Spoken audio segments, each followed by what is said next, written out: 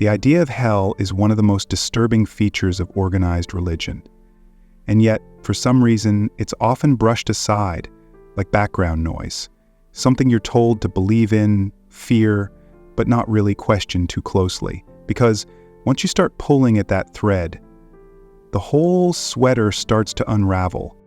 At its core, hell is a place of eternal punishment, infinite suffering, no parole, no second chances, no way out.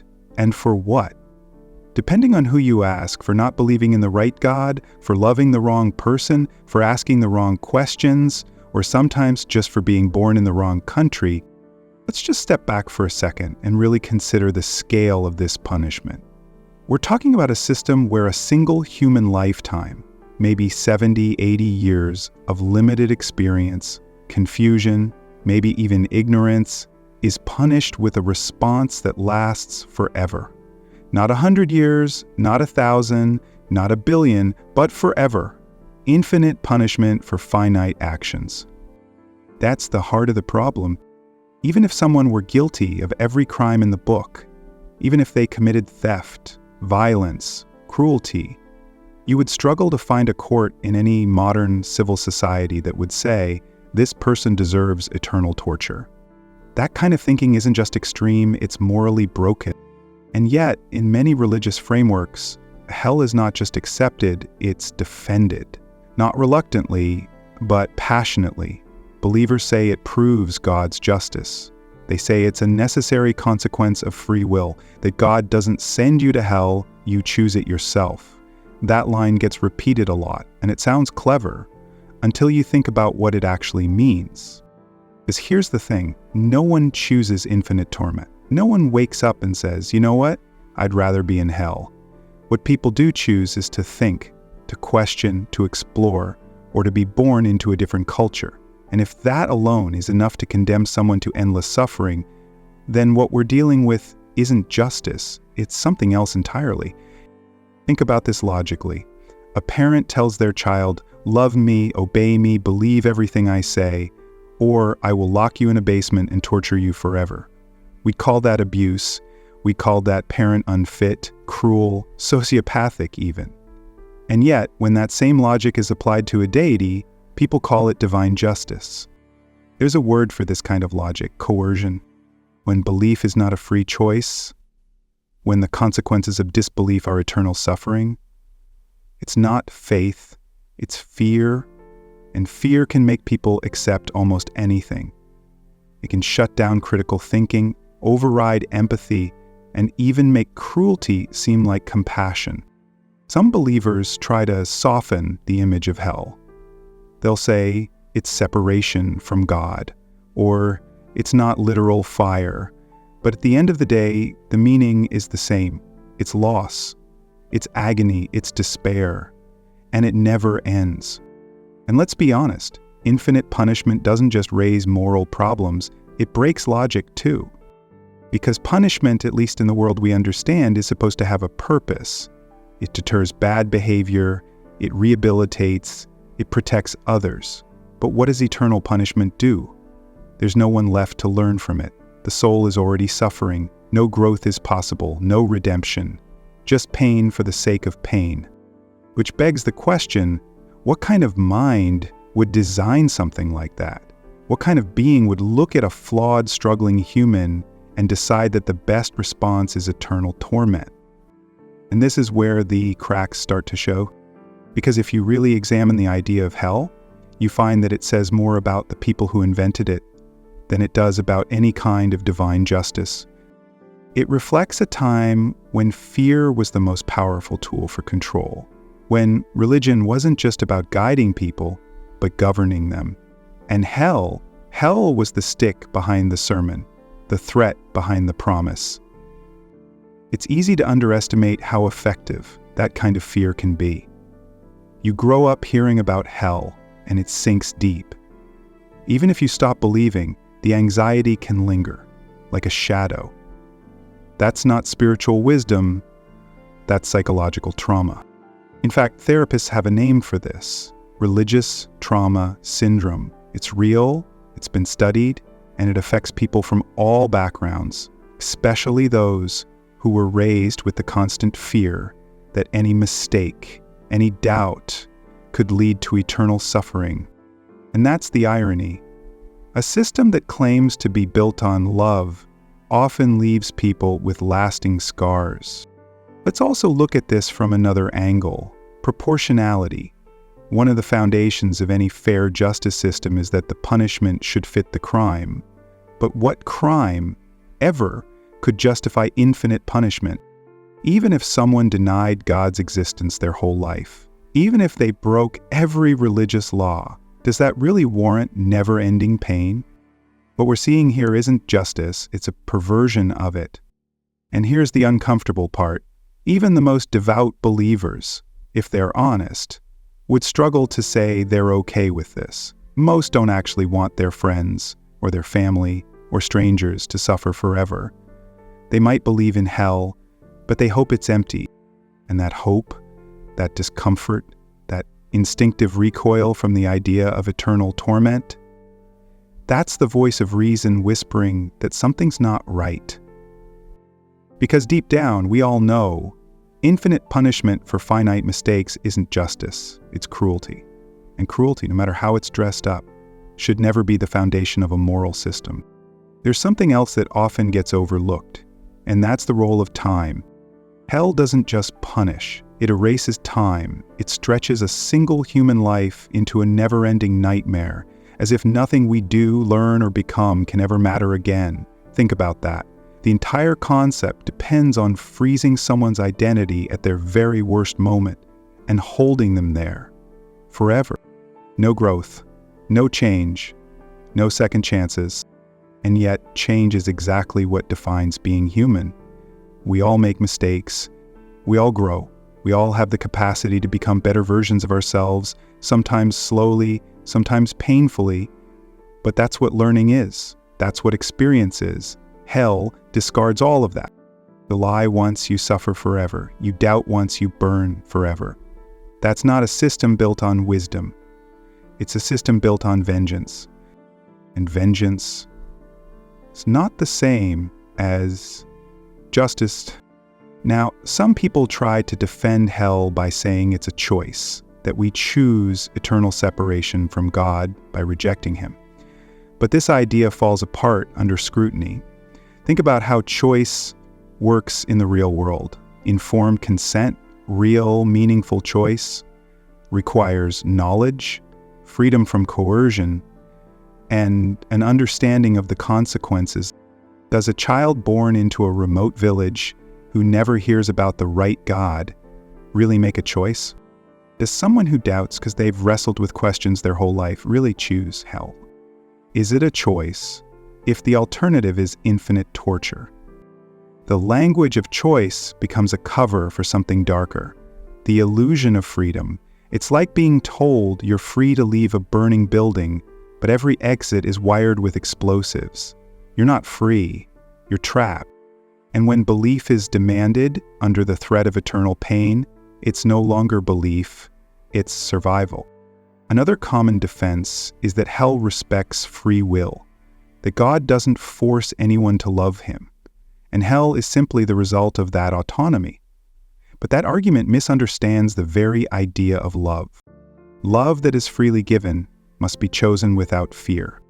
If someone says they love you, but only because you've threatened to destroy them if they don't, that's not love. That's emotional blackmail. And yet, so much religious teaching frames love for God in exactly those terms.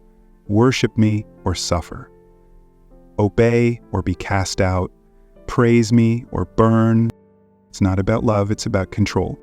Now let's zoom out for a moment, because this isn't just a theological issue, it's a psychological one. When people internalize the idea of hell, it shapes how they view themselves, how they view others, how they treat morality itself. Guilt becomes inflated, forgiveness becomes conditional, and instead of encouraging responsibility, it can breed either self-loathing or blind obedience. That's the paradox. A doctrine designed to enforce morality can end up distorting it. Instead of helping people develop internal principles, it teaches them to act out of fear, not because something is right or wrong, but because they're scared of punishment. And when fear replaces conscience, something fundamental is lost. Morality becomes transactional. You don't do good for its own sake. You do it to avoid hell. You don't love your neighbor because they're human. You do it to earn points with God. And that's not ethics. That's bargaining. Hell turns morality into a game of consequences, where love, honesty, and kindness are no longer virtues. They're survival tactics. And over time, this mentality seeps into culture. Societies built on the fear of hell don't become more moral. They often become more repressive. History is full of examples. Inquisitions, witch trials, religious wars, all driven by people who believed they were fighting for souls. When you believe someone's eternal destiny is at stake, almost anything becomes justifiable. Violence, intolerance, censorship. And suddenly, cruelty becomes compassion. This is the real-world danger of hell, not just as a concept, but as a psychological and cultural force. It distorts our idea of justice, it undermines our moral reasoning, and it gives people permission to commit atrocities in the name of saving others. Even today, the fear of hell continues to influence education, politics, sexuality, mental health, shaping laws and attitudes that affect real lives. People are still told they're broken, sinful, or unworthy, not because they've harmed anyone, but because they don't conform to religious doctrine. And in the background, hell is always there, waiting, watching, burning. But here's something worth thinking about. If hell didn't exist, would the world be more immoral? Or would it simply force us to take more responsibility for our values instead of outsourcing them to divine threats? Some might say that without hell, people would have no reason to be good. But that's not what the evidence shows. In fact, studies in moral psychology suggest that people are more likely to act ethically when they feel empathy, not when they're scared of punishment, when they see the consequences of their actions on others, not when they're worried about what happens after death. And that's something no doctrine of eternal punishment can replace: human understanding. We're capable of morality without fear. We're capable of love without coercion. And if hell needs to be dangled over our heads just to make us behave, then maybe the problem isn't us. Maybe it's the system. And that brings us back to the question, who benefits from the idea of hell? Because it's not the people, it's not the children who lose sleep at night, terrified they'll burn for asking questions. It's not the adults who carry that trauma for decades. It's the institutions that use fear to maintain authority. Hell is a tool, a powerful one. It keeps people in line. It silences doubt. It manufactures loyalty. But none of that makes it true. And even if it were, would it be good? Let's say, for the sake of argument, that hell is real, then what does that tell us about the nature of the universe? It tells us that the universe is governed by a being who sees fit to create conscious, sentient life. Fragile, imperfect, and easily misled, and then attaches eternal consequences to every misstep, every doubt, every honest mistake. It tells us that even the best among us, who fall short, who struggle, who don't fit the mold, might be cast aside forever, while others, by sheer luck of birth or indoctrination, are rewarded endlessly. That's not justice, that's cosmic roulette. And when you hear that, really hear it, something deep inside resists. Because we know intuitively that this doesn't add up. The math doesn't work. The punishment doesn't match the crime. The terms are rigged. Now, some theologians have tried to reform this idea. They talk about annihilation instead of torment, or a kind of spiritual purgatory instead of fire and brimstone. And while those ideas may be softer, they're still grounded in the same assumption, that not believing or not obeying warrants a response beyond death. But why should belief be the moral benchmark at all? Why should what someone thinks, rather than what they do, be what determines their fate? We wouldn't apply that logic in any other part of life. We don't imprison people for doubting their teachers or questioning their leaders. At least we shouldn't. But with religion, especially the kind that revolves around hell, thought itself becomes dangerous. And when thought is punished, not action, we're no longer talking about morality. We're talking about control over consciousness. Let's think about this from a child's perspective. Kids naturally ask questions. They want to know why the rules exist, who made them, what happens if they're broken. But in many religious settings, those questions aren't welcomed. They're feared. Because asking why would a loving God create hell leads to answers that unravel the whole system. So instead of honest answers, children are taught to suppress the question. They're taught that even wondering can be sinful. That's not spiritual growth. That's mental conditioning, and it's not harmless. People carry those thought patterns into adulthood. The fear of asking, the guilt of doubting, the panic of stepping out of line. Some people spend years, decades even, trying to unlearn that fear. Others never do. They live quietly afraid of dying, of hellfire, of what might happen if they ever stop pretending to believe.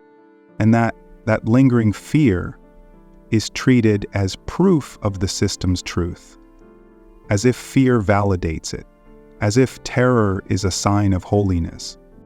But fear isn't evidence. It's a response, often to something harmful. In many cases, when people stop believing in hell, what they feel isn't rebellion, it's relief. Relief that they no longer have to defend something that never felt right. And relief that they can finally trust their conscience, their reason, their empathy, instead of bending themselves to fit a mold that never made sense. And that raises another question. If a belief system needs eternal torture to sustain itself, what does that say about the system? Because we don't usually associate moral authority with brutality. We don't admire leaders who govern by terror. We don't call it justice when someone is tortured indefinitely for speaking out. So why do we make an exception when it's divine? The answer, I think, is fear, plain and simple. Fear clouds judgment. It overrides instincts. It makes people cling to things, even when those things are cruel.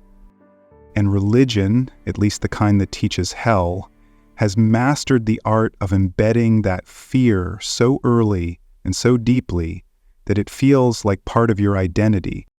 But it doesn't have to be. It's possible to let go of fear without letting go of meaning. It's possible to live a moral, compassionate, thoughtful life, not because you're afraid of being punished, but because you care, because others matter, because you know, deep down, that your actions ripple outward. And when you remove the threat of hell, those choices become more honest. You're not loving out of fear. You're not doing good to avoid pain. You're living because it's the right thing to do. And maybe that's the real threat to doctrines of hell. Because when people realize they don't need fear to be moral, when they stop believing they're broken, when they understand that infinite punishment for finite crimes is not justice but tyranny, the illusion starts to break. And with it, the control. This doesn't mean the end of questions or ethics or depth. It just means we stop outsourcing morality to a cosmic threat. We take ownership, we think critically, we care freely, and we stop pretending that a good system requires eternal suffering to function. That's not wisdom, that's fear management. And the sooner we can name it for what it is, the sooner we can outgrow it. So here's the final thought. If someone told you that a God would burn you for being honest, for being curious, for being human, would you call that God just? Or would you start asking better questions? Because at the end of the day, justice doesn't need a threat to be good. And truth doesn't burn people alive